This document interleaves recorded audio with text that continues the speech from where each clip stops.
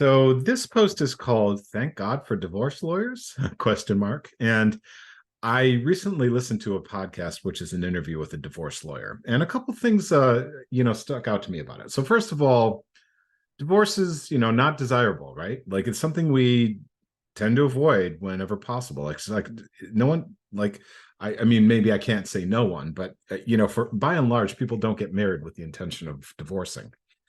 But it's an unfortunate reality, and it's one that a lot of us have personal experience with in different ways. It's like it's very very common to meet people whose life is touched and even significantly shaped by divorce in some way. Either by having been divorced, or who's like having your parents divorce, or having your grandparents divorce. It's just part of the social reality. So one of the things that really struck me about this interview is that this lawyer said that he loves his work. Like, he loves the work that he does, and he finds it very stimulating. He's very high performing.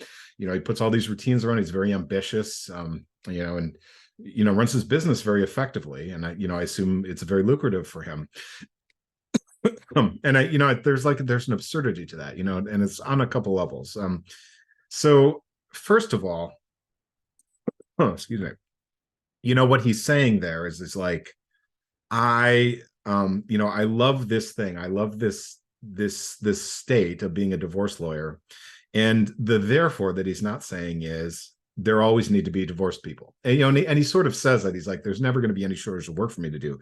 But it's like, secretly, he actually hopes for a world in which there's not a shortage. It's like, if he could wave a wand and say, yeah, divorce isn't a thing anymore, would he do it? It's like there's something about his foundation of being that is kind of premised on this particular imperfection, this particular undesirable state of the world. So what's absurd about that?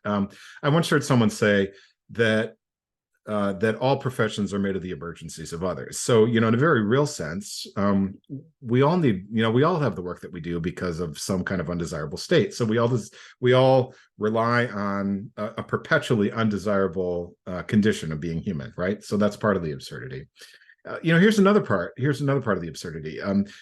Certain people's gifts, are essentially premised on their being undesirable and, highly suffering oriented conditions that other people find themselves in. So, and this, it's always been this way. Darwin noticed this, so Darwin noticed that there's this predictive power that came from his theory of natural selection. And there's a story about this, that, like, you can look this up online.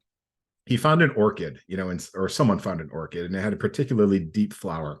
And he said, oh, well, there must be some kind of pollinator with a really, really, really long proboscis to have that, or, to be able to pollinate that. So he speculated the existence of this pollinating creature before it was discovered, simply based on this orchid, and indeed, there was this moth with this just like absurdly long, nose attachment, and that's the pollinator for that flower. So, Darwin saw this in like what we call nature, and I mean, humans are part of nature, right?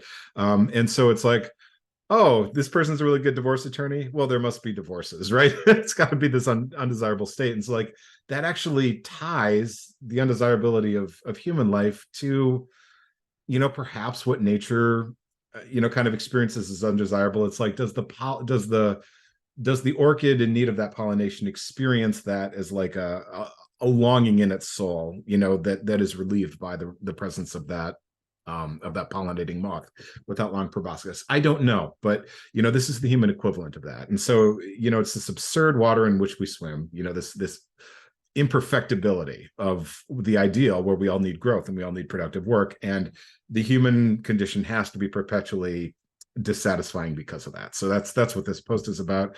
I hope you enjoy it. Thank God for divorce lawyers. I'll see you next time.